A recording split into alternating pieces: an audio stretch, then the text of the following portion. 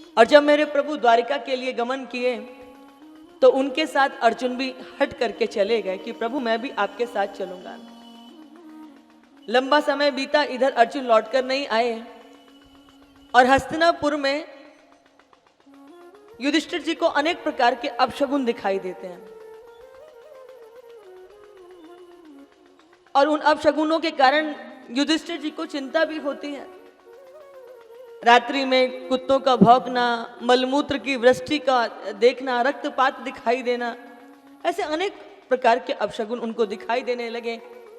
तब एक दिन अर्जुन लौट करके आए और निस्तेज होकर के युधिष्ठिर जी के चरणों में गिर पड़े। युधिष्ठिर जी ने तुरंत नीचे झुक करके अर्जुन को उठाने का प्रयास किया तो अर्जुन बहुत जोर जोर से रुदन करने लगे। युधिष्ठिर ने कहा कि एक क्षत्रिय होकर के इस प्रकार से निस्तेज होकर के रुदन करना, ये तो शोभायमान नहीं है। क्या हुआ? किसी को वचन देकर के वचन की पूर्ति नहीं कर पाए, या किसी गौ माता का तुमसे वध हो गया, किसी अगम्य स्त्री का तुमने संग कर लिया, या हमारे प्राण प्रिय, हमारे जीवन आधार प्रभु हमारा त्याग करके चले गए। जैसे ये मुख से निकला, अर्जुन कहते हैं हाँ बड़े भ्राता, प्रभु अपनी लीलाओं का संवर्ण करके अपने धराधाम को चले गए। युधिष्ठिर जी को भी बड़ा धक्का लगा।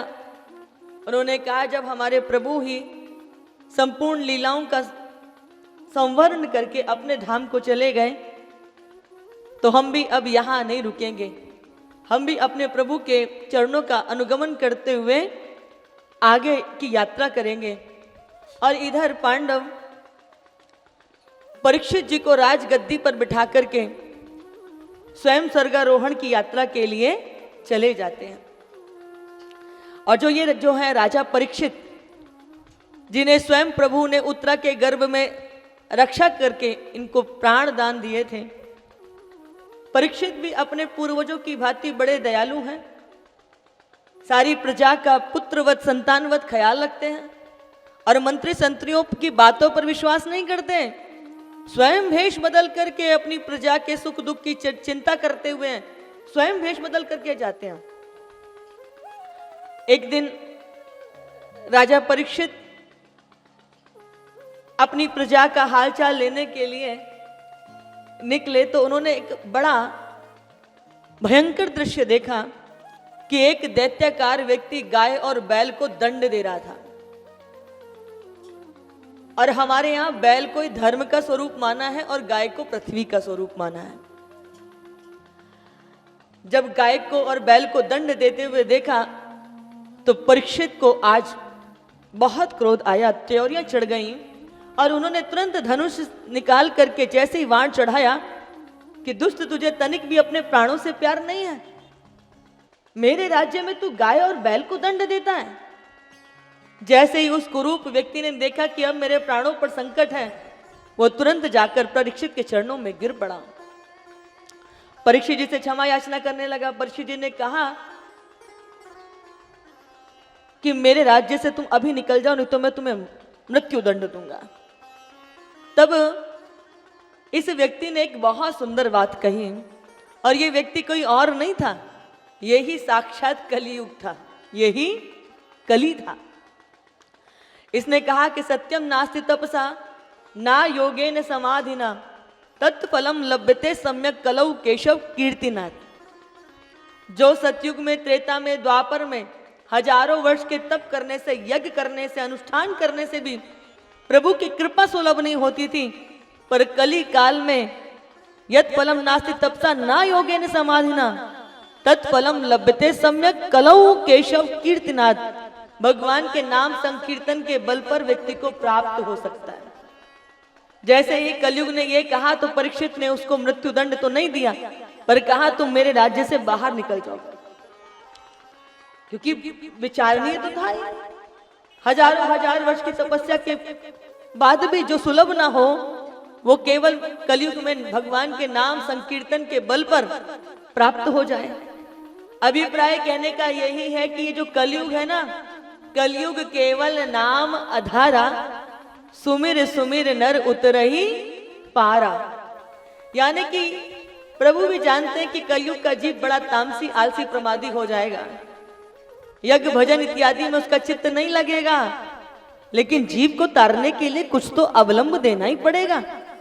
इसलिए यहां कलयुग ने कहा कि केवल व्यक्ति भगवान का नाम ले ले। और तुलसीदास बाबा ने तो इतनी छूट दे दी कि भाए को भाए अनक आलसहु, नाम जपत मंगल दिसि दसहु। अब किसी भी भाव से भगवान का नाम ले ले तब भी वो मंगल ही करेगा। और यह कलयुग का परम प्रतापा, मानस पुण्य हो ही नहीं पापा। अगर आप मन से भी किसी के लिए शुभ विचार कर लोगे, आप मन से भी किसी के लिए कुछ श्रेष्ठ सोच लोगे, तो वो आपको पुण्यत्व की प्राप्ति हो जाएगी। मन तो मन है, न जाने कितने प्रकार के विचार आते। तो तुलसी बाबा ने कह दिया कि आप मन से भी कुछ अच्छा सोच लोगे, उसका भी फल प्राप्त हो जाएगा। अब इससे ज्यादा जीव को क्या चाहिए। लेकिन दुर्भाग्य है हम सबका कि कई बार जब चीजों को जितना सरल कर दिया जाता है, जितनी जल्दी सरलता से हमको प्राप्त हो जाती है, हम उनका उतना ही महत्व नहीं समझते। और यहां परीक्षित ने कलयुग से कहा, चूंकि तुमने मेरे राज्य में गऊ और बैल को दंड दिया है, इसलिए मैं तुम्हें अपने राज्य में रहने नहीं दूंगा। तब कलयुग ने बहुत याचना की। तब इन्हें अपने पूर्वजों की बात याद आई कि उन्होंने कहा कि कोई जीव आपसे क्षमा याचना करे, अपनी गलती का प्रायश्चित करे, तो ऐसे व्यक्ति को क्षमा कर देना चाहिए। इन्होंने कहा ठीक है। तो बोले महाराज मुझे कुछ स्थान दे दो रहने के लिए। तब परीक्षित ने कहा कि द्यूतम पानम स्त्रिया सूना यत्र धर्माश चतुर्विधा। जहां मदिरा का सेवन होगा वहां तुम्हारा वास होगा। इससे जहां कहीं भी लोग झूम बराबर झूम शराबी वाली स्थिति होती है, समझ लो वहीं पर कलयुग अपना डेरा डाल करके बैठा हुआ है।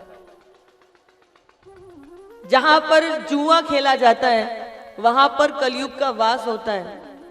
जहां पर परस्त्री गमन होता है वहां कलयुग का वास होता है। और जहां पर हिंसा होती है वहां कलयुग का वास होता है। तब कलयुग ने कहा महाराज आपने तो सारे ही बुरे स्थान मुझे दे दिए, कोई तो एक अच्छा स्थान दिया होता। तब राजा परीक्षित के मुख से स्वर्ण भी निकल गया, जबकि गीता में प्रभु कहते हैं कि स्वर्ण मेरा ही स्वरूप है। लेकिन स्वर्ण में वास तो होगा, पर कौन से स्वर्ण में? जो हम चोरी से कमाएंगे, जो हम अधर्म करके कमाएंगे, किसी से बलात् कमाएंगे, अधर्म की कमाए हुए सोने में कलयुग का वास होगा। लेकिन जो ईमानदारी का, मेहनत का होगा, पुरुषार्थ का स्वर्ण होगा, वो तो साक्षात प्रभु का ही रूप माना जाता है। अब इधर क्या हुआ कि क्षत्रिय है राजा परीक्षित, और अक्सर करके क्षत्रिय राजाओं को शिकार खेलने का शौक होता है।